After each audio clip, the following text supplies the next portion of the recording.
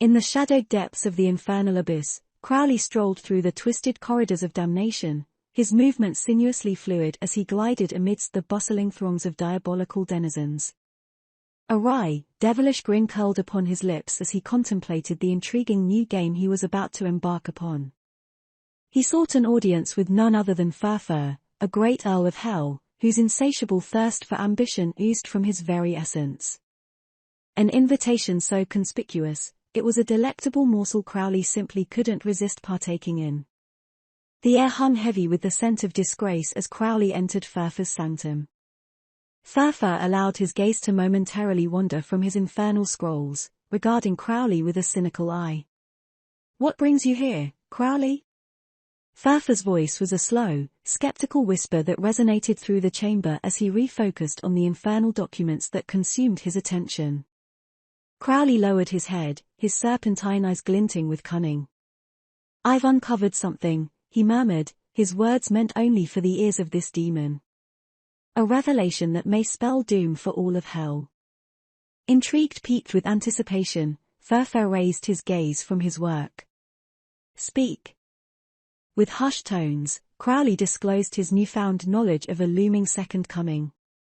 "So, in short," he concluded, "Satan's overthrow, the eradication of all demons, and the abolishment of hell itself." His words hung in the air like a sinister prophecy. Furfur's eyes blazed with infernal fervor. "So what are you proposing?" "I propose," Crowley purred, "that we merge our talents and unearth any intelligence that might thwart this angelic endeavor." He leaned in closer, his eyes glinting with malevolent intrigue. "It could be quite the infernal feather in one's cap.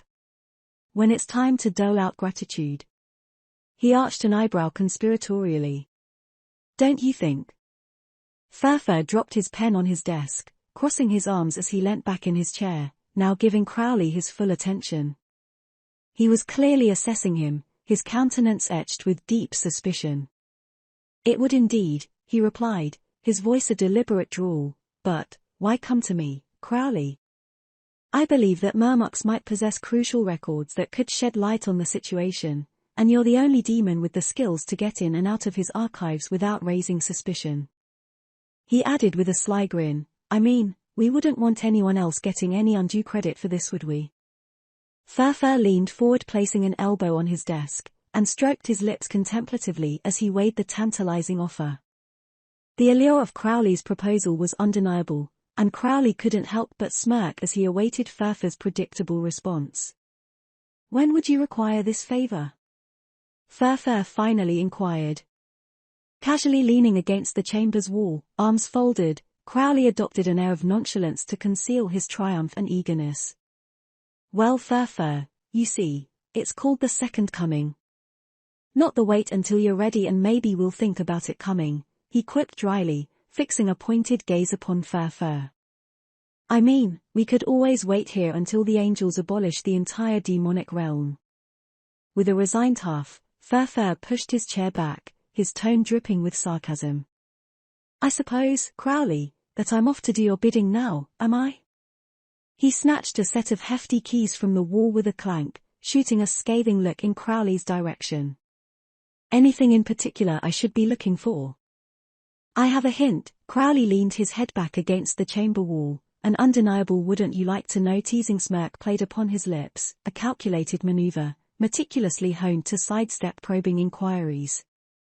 This trick hadn't failed him yet. No one in hell ever wanted to pose a question that could imply an admission of ignorance and risk exposing any hidden vulnerabilities. Something significant might have occurred in a place known as Indus roughly 1,300 years ago that, if my information is correct, will provide us with a considerable advantage over heaven. Of course, Indus. Around the 700s. "Very well," he declared curtly, his contempt palpable. "Wait here," he snapped at Crowley, "I'll return in a jiffy." With that, he turned to depart, casting a final warning shot back at Crowley. "Oh, and rest assured, Crowley, I know precisely where everything is in here. If anything goes missing, I'll be the first to know. Clear?" Crowley adjusted his glasses with an air of mock innocence.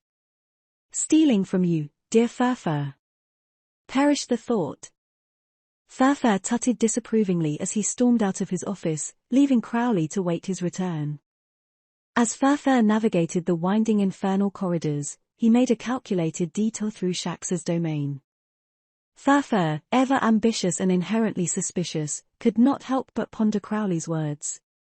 He was not one to act recklessly, and passing this information along to a demon of equal mind could be strategically valuable. It would be handy if she were out and about, he mused to himself. As expected, Shax, a great marquis of hell, was strutting confidently through the deep, shadowy halls.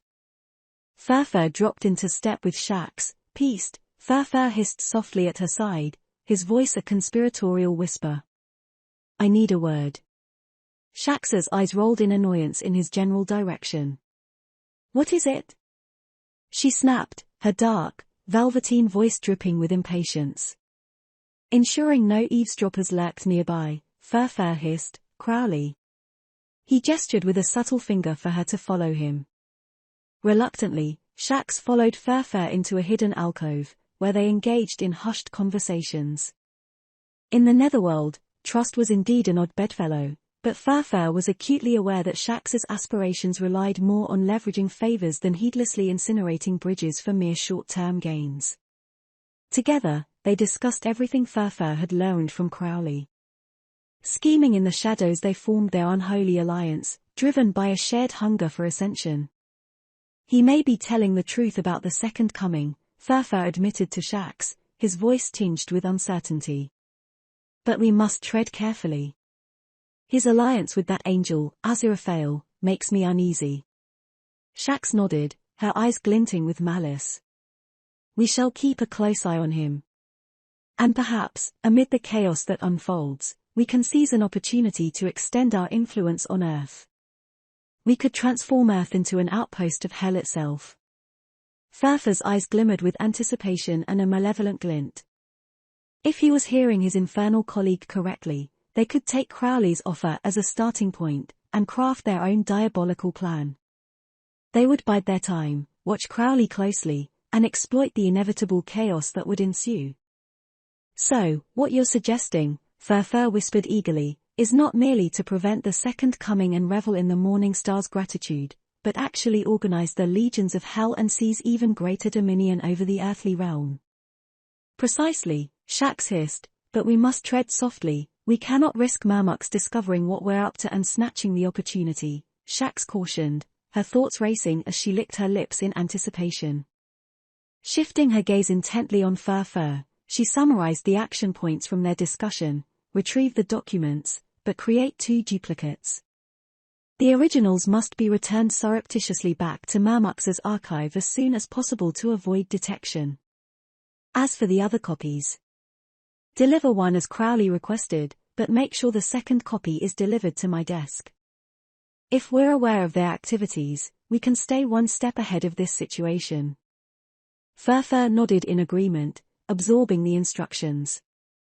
Of course, he affirmed solemnly, furrowing his brow to convey a sincere determination, I best get off to it then.